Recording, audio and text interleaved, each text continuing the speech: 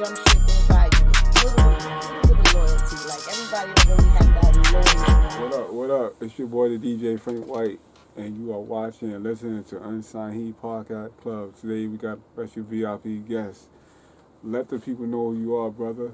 What's good, y'all? This is comedian Rashad Bashir, out of Harlem, but born in the Bronx, raised in Harlem, and this is history in the making, because Unsigned Heat was like the first DVD I was on as an upcoming comedian. So this is like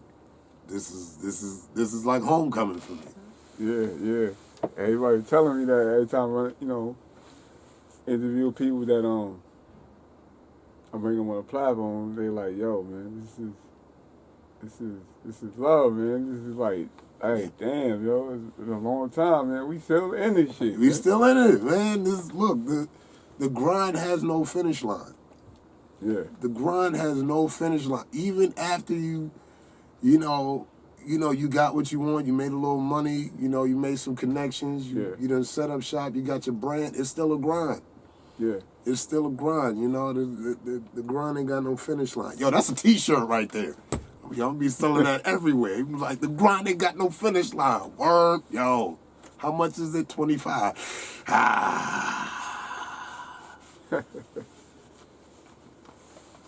Like, what you, like, yo, it's 25? Nah, come on, man. Yo, hook me. I'm like, nah, man, it's the grind right here.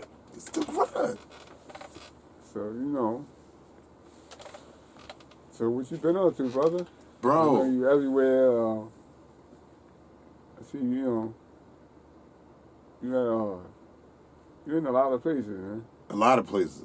I can't remember. I know Caroline, and you did the Apollo. You just everywhere. I just can't even catch up. You got open mic spot and shit going on Saturdays and shit like that. I'm like, damn. Then I got a Thursday I'm doing in Harlem as well at this spot called Thompson Studio. It's a black-owned business. Shout out to my guy Omar Thompson. So I got that on Thursday nights. And then on Mondays and Saturdays, I got comedy at this spot called Harlem Nights Bar. It's right on 138th and 7th. So Monday nights is like open mic night for upcoming comedians, and Saturday night is like my regular comedy show. So sometimes if I like a comedian from the Monday night, I'm like, yo, let's do a spot on the Saturday. So, and sometimes I get other comedians to host for me while I go do other gigs.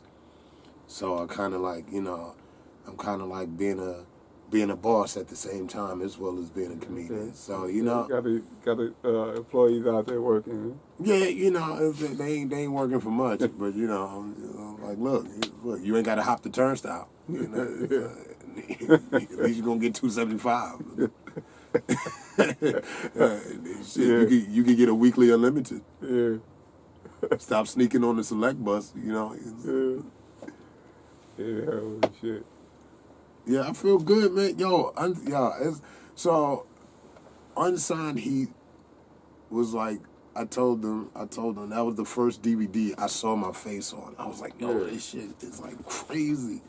And then you still got that? I definitely still got it somewhere. We just I'm getting married, so I just moved to Brooklyn and everything. So all my stuff is in there, and I got stuff that I was like, damn, I ain't seen this in a while. Yeah. So, like, Unsigned Heat, I know I still got that DVD somewhere because it was me and a couple of artists in there. My boy Sean Felder, shout out to Sean Felder. Yeah, shout out to Sean, gotta get you on the show. Gotta get you on the show, man. I gotta get you on the show. You know my man Sean, he's like, hey, I'm selling, I'm selling the excess energy drink. Yeah. So I got the models and everything. Did you check out my YouTube? Go check out my YouTube.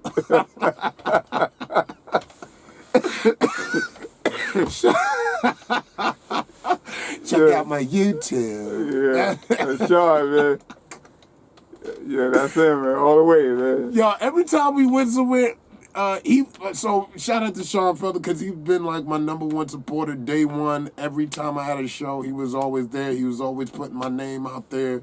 He was always He always had a business card. He always said, yo, Rashad, you got any business cards on you? You know, I'm going to this event, right? I want to make sure that they know about my guy, Rashad Bashir. Like, why are you calling me Bashir? Like, he'd known me for like 15 years, over 15 years, and he still pronounces my name Bashir. I'm like, that is not... I was like, you know, only you can do it, Sean. Yeah, he the only one could do it. Like, damn. Yeah. Yo, man, I gotta get you on the show, man. Yo, Sean, come through, man. Come through. It's about to be 2 years after, you know what I mean? October 14th made 2 years I've been doing a podcast, you know what I'm saying? Oh, wow. I'm like, yo, man, I'm trying to get him on here. Yeah. I gotta talk to Nikki and... come on, Sean. Like, come on. I'm calling him direct. Oh, you calling him direct? Come on. And he still got a flip phone. Like, why? Like, come on, man. Like, I'm like, yo, bro, man. Like, yo, we got... Like, come on, Sean. We love you. You still take Polaroid pictures. Like, come on, man. You can show up. We ain't gonna mess with you. Trying to get you on the show, brother. You know what I mean? So my thing is, what else you been working on, man? I know you've been going shows here. Yeah, I got some movies. Out. I know one of my movies that I did was called And There Were Four. It's out on Tubi right now. So if y'all streaming Tubi, if y'all got the Tubi app, yeah, check out And There Were Four. And There Were, that's the number 4. It's a superhero / like drama movie.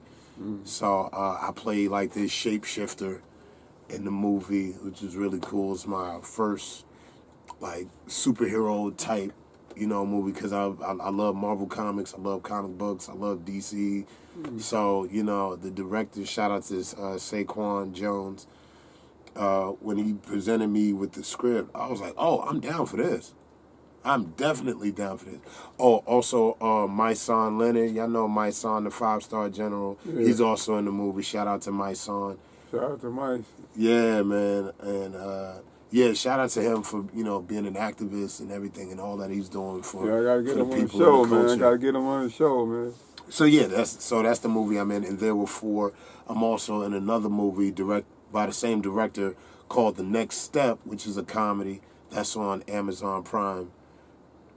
So y'all can check that out. Check out The Next Step, director Saquon Jones on Amazon Prime, and There Were Four on Tubi.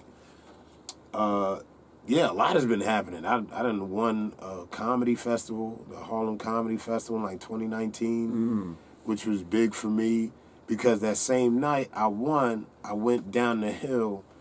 This was on 145th, so it was the comedy festival up the hill. Then I came down the hill and I had to do a roast battle. Had to do a roast battle. How'd that turn out? Oh, I won that. Oh, so it was like back-to-back nights. So it was like a win-win, and I felt good. The dude that I roasted, that I won against, is Walt Miller. I don't know if you ever watched Black Ink Crew. He was the one that took the pictures of Walt. No. Ah, okay. All right. So yeah. Shout out to my TV in a while, man. I haven't watched TV in a while, so I've been focused on doing it, man. I feel like, you know what I mean, nothing on TV, you know what I mean? So, same old. Okay. It's something different. So yeah, like 2019. I will get into it now. Oh, okay. Yeah. There's a lot on. So yeah, I did that. That was 2019. So I won like back-to-back nights. I won back-to-back events in that one night, and it just felt good. It just felt real good. I'm getting married. You gotta set the date for that? Yeah, and this is in November. Damn, that's just right down the block. Right there. It's like it's less than 40 days. Shit. I'm like, you nervous? Huh? Are you nervous? Hell yeah, I'm nervous. Shit. I'm nervous, and, but she's the love of my life, and anywhere I'm with her is home. I always say that when you find the one, that deals with all your bullshit and makes you feel like a king at the same time, that's the one you need to hold on to. So yeah, shout out to my number one, and she I moved to Brooklyn because of her. It's cool. It's all right. It took me a while to get here from Brooklyn. Shit, I had to leave my house on Juneteenth to get the fuck out of here. If I leave now, I still ain't gonna get home till tomorrow. I was like, yeah. Damn, you out there like that? Yeah, man. Part of Brooklyn you at? I'm in Crown Heights. Damn. Yeah, I'm in Crown Heights, so I ain't slept since. Like, this is crazy. Shit, every night is Juve, bro. Damn, yo. Like, every time I try to go to sleep, outside my window, I'm always hearing the broke, you know. I was like, damn, this is crazy. Damn, yo. Oh, man, yeah. Shit. But I moved from Washington Heights. I literally moved from DR to Jamaica. I moved from rice and beans to rice and peas. Like, I tell me. Salsa con pollo to oxtails. I was like, yo, but both got gravy and rice. Like, I'm like, yo, this is crazy. Oh shit, yeah. But I'm adjusting to Brooklyn. I've been there almost a month now. So damn, yo, I got a lot to offer. But I realized something from in Brooklyn, Harlem, Washington Heights, the Bronx. I just know one thing: niggas will still rob you. Like, there's no difference. Yeah, no difference at all. But I love New York, and anywhere I'm at, I can adjust to. So, except Staten Island. Nobody goes to Staten Island. They be doing that shit out there too. Well, word. Yeah, man. They be on some old. It's like I think I was hanging out there one time with one of club promoter. Yeah. He was just taking it around. He, this is about everybody, all the rappers, everybody and shit. So I forgot the name of the club out there. I think it's called Green something. I was in this shit. I think Busta Rhymes was there, and Ray Farm for Wu-Tang. Yeah. I think it was his birthday or some shit like that. Okay. And the energy was out there, like, being around the dudes out there, like, it felt like I was in Brooklyn, man. Oh, shit. Niggas, there was some grimy shit out there and shit. They was like, yo, he was like, yo, these are my niggas and shit. Yo, I was like, these niggas? Like, ashy type niggas, like, you need to take these niggas shopping and shit. Oh, put shit. some new shoes on or some shit, like, these niggas? No, they looking at you like, damn shit, like, you know what I'm saying, it's your man, and all this other shit, like, yo, man. Like, listen, man, in my mind, I'm like, I'm far away, I'm going all out, nigga, get crazy. You gonna know I'm from the Bronx, nigga. I'm going down, man, nigga. He's like, you won't do nothing to you, man. You know what I mean? Like, yo, they all right there. I always tell people, if you on Staten Island and you a hood nigga, like you ain't a thug nigga, you a pirate. Like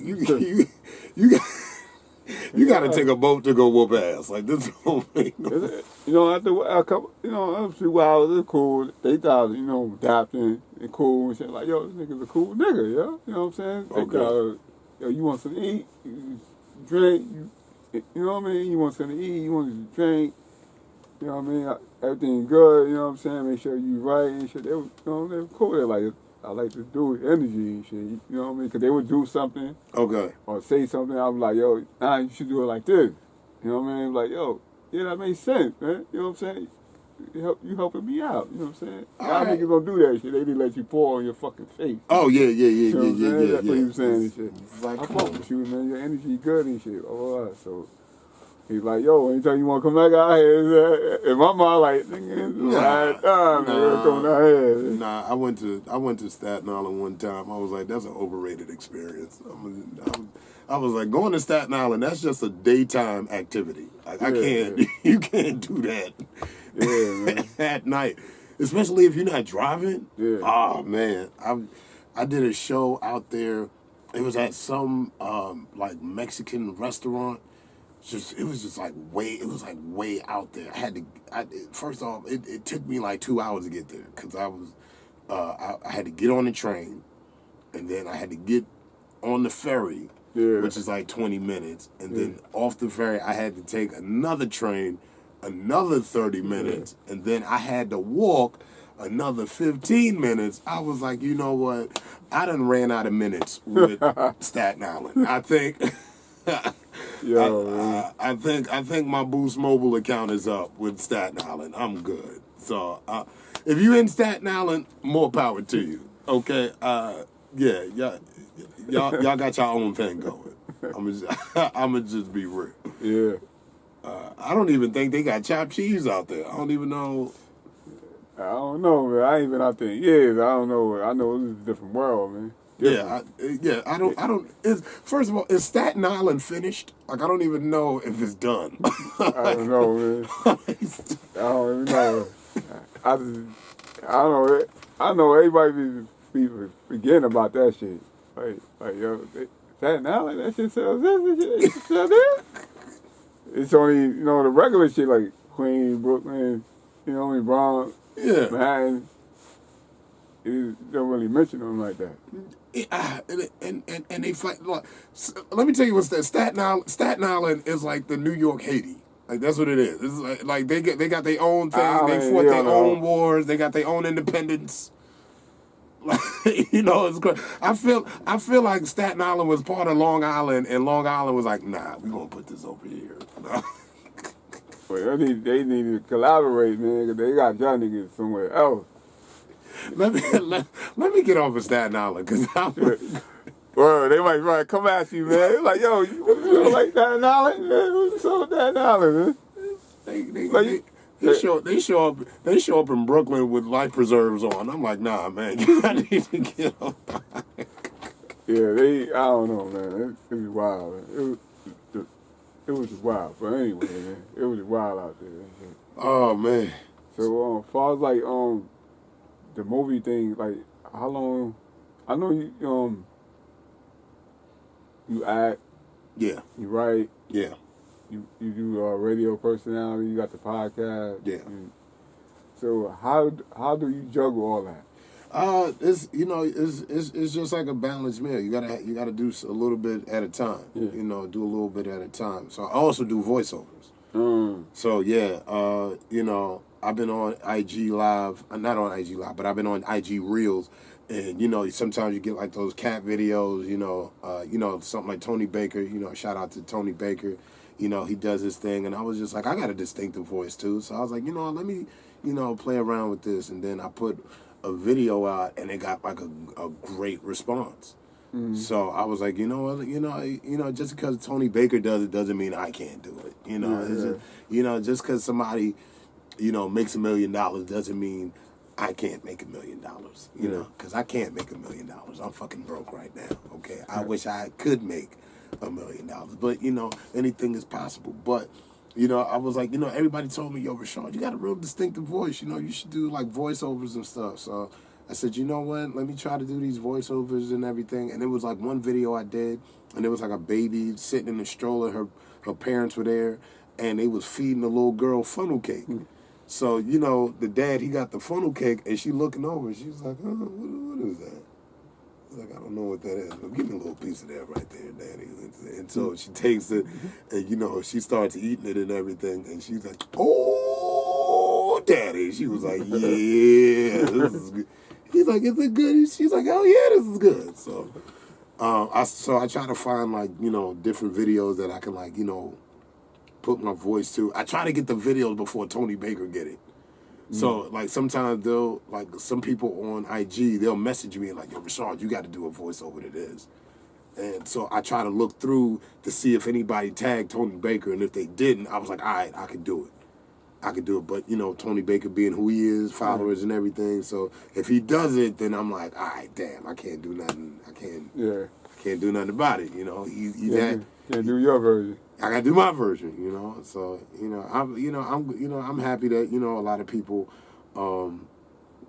they look to me and be like, yo, Rashad, you should do this. You need to be out there. You need to be on Netflix and all these shows like everybody else. And I'm like, I feel the same way.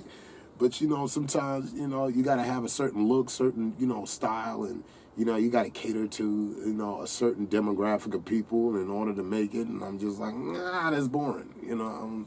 You know, I don't want to have to dumb myself down or change who I am to, you know, to conform to anybody else. You know, I feel like people should conform to me. Yeah. You know, if people like what I do, and, you know, they like how I do it, you know, they're going to be like, we want to see more of you. We want to see more of this. And then people are going to put out there, well, what about Rashad Bashir? And then they're going to be like, who's that dude? Who the fuck is that? And then they're going to be like, oh, this dude. Oh, he's dope. He's dope. Let's give him a chance. So that's what my mindset is. So how do you get into comedy? How did you get into it? Oh man, that's a loaded question. I was an actor. I was like a main stage actor, like doing plays and stuff and musicals, and I always liked the funny roles in all like the plays and stuff. So I always auditioned for the funny character in anything that I did.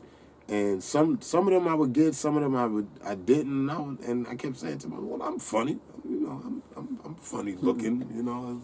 And so you know, I was like, if I'm not gonna get the funny roles, I have to find a way to be a funny character all the time. So I looked up like comedy clubs and stuff, and then I saw that they have this thing called open mic, and I was like, you know, what's that? And they was like, you got to pay a certain amount of money, and then you can get on stage and perform for a certain amount of time. So I looked up this open mic at a spot. It was like on 45th Street, right on 8th Avenue. Like this is like 2009. And then I got, I saw what I had to do, paid my money, got on stage, performed, and I was like, oh, I want to do this. Definitely want to do it. Really, further back, I really got started in comedy when I was like 15. I did a talent show for like Valentine's Day. This is back in like 2004. Did a talent show, and I did comedy, but I had no idea what the hell I was doing. So you know, I tried to write some stuff down, and you know, I tried to think like maybe this is funny. I could talk about this, and then I got nervous, and this girl was like, Rashad, you just naturally funny. Just go up there and just go off the top of your head. And I did. I did for like 17 minutes. Dang. Yeah, I did. Yeah, I just was just like, it was just like raw emotion, you know. It was just like, it was just like that. I forgot. I don't know what the hell I said, because after I got on stage, it felt like I just blacked out. It was just, and my body was just on autopilot. But whatever I was doing, the audience was loving. The audience was loving, and I was like, all right, let me do this. I think I can do this. So I got back on stage in like 2009. I was like 21, and then the year after 2009, after that, 2010, I was like, I'm gonna do this. No pauses, no apprehension. I'm going to do this, and from 2010 till now, I've been grinding. Okay, that's what's up, man. That's a long grind, man. Yeah. It's a long grind. Some people would have gave up a long time ago. Like, yo, man, I can't do this. Yo, let me tell you something. Ladies and gentlemen, the grind has no finish line. The grind has no finish line. Even if you think you made it, you still got to grind. You still, you don't know that. You still got to go. You still got to go. No matter how much money you get from your grind, there's no finish line to it. You know, especially with comedy, this is I see a lot of comedians think, you know, there's a way to, you know, become famous real quick, or, you know, there's like a get rich quick scheme or something. I was like, nah, man, you got it. There's comedians out here that's been doing it 20, 25 years, still ain't get their name out there. Still ain't get their name out there yet. So, since they haven't been getting their name out there, like, what do you think they're not doing right? Well, I feel like they're doing everything right. You know, personally for me, you know, where I come from, you know, what I talk about in my perspective, people fear it. They don't fear it. Maybe they don't understand it, or they're intimidated by it. You know, in the way that I present it, and you know, how I, you know, deliver it on stage. You know, because you know we got a lot of you know soft people today. You know, and you know I don't and I can say that, you know, soft with a capital T. You know, like Eddie Murphy from Life. But you know, it's. I just feel like, you know, we can't say anything a certain way. We have to baby everybody's mind. We have to baby everybody's psyche. And you know, it's like, you know, when you come off a certain way, they feel like you're attacking them. And I'm like, bitch, I'm talking about me. Like, this is my life. Like, I hate when people feel like I gotta be politically correct about my life. If I did crack for 20 years of my life, and I decide to talk about it, he's like, oh, don't say that. You're aggressive. Like, bitch, shut the fuck up. Like, if you want to cancel me talking about my life, bitch, cancel America, okay? But the bullshit that they have done to minorities throughout history, I think you need to take a look at that and point your bitch assness over to them, all right? Because it's just like you know, like, you're bullying me with your bitch assness. Please don't do that, all right? Because now I feel attacked, okay? Yeah. So I feel attacked by your sensitivity. All right, because if you had any idea of what America is and what they've done and what they're currently doing, I think you would have a whole different perspective on me talking about my life. Dang. Yeah, it's rough out here, man. It's real shit. It's rough. So what do you think about the whole Tiffany Haddish thing going on with what she got going on and shit? Oh, with the Aries Spears and stuff, like, man.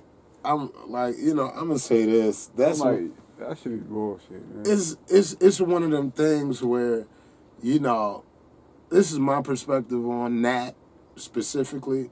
Yeah, it was something that, you know, early in her career, like every entertainer goes through it. Everybody that's in the entertainment business, we all have that one, like any music artist has that one album, that one song that was like trash, or it was like you said some wild shit on, but then you was like, nah, we ain't gonna talk about this. We're gonna push that back. You know, as comedians, you know, when we in that world of like, you know, doing sketches and stuff, there's that one sketch that's like questionable. Maybe it's like something about, you know, like the devil or something, or you know, it's one of them things that's very taboo. This one, I was just like, yo, what was y'all thinking? Like, you know, they said it was supposed to be a PSA on, you know, on that, you know, on pedophilia and everything. And all of that, everything comes up from our past when comedians say something about somebody that's like really big and they respond, and now the whole world is like gonna be like, oh, he said this about Lizzo, and let's see what he did back in the past. And that's what it was. They were digging for information. In the past and shit. Yeah, see, that's what they do. They dig in the past for information to tarnish your name, and that's what happened. And I'm just like, you know what? Yeah, that was like one of them things. Like, I don't know Tiffany Haddish personally, but from what I can gather from other comedians that know her, you know, she's not the type to like put a child in danger when it comes to that, and you know, like, you know, much less like molest a child in that sense. And they was like, she's not that kind of person. And I was like, look, if y'all know her and I take y'all word for it, then you know it is what it is. But you know, with Aries, you know, he's got that persona. You know, he's got that, you know, delivered raw, delivered uncut type of feel. So, you know, that was basically, you know, one thing, it was to shame his name, and the second thing, it was to get money from her. It was a money grab from her. It was to tarnish his name because of what he said about Lizzo, and it was to get the money from her, because they was like, who the fuck is Aries Spears? You know, he ain't got shit. You know, even though he has a longer resume than Tiffany Haddish does, but she's the star. She's the dollar bill in the whole thing. So that's how I saw it. They was like, let's shame him and take the money from her.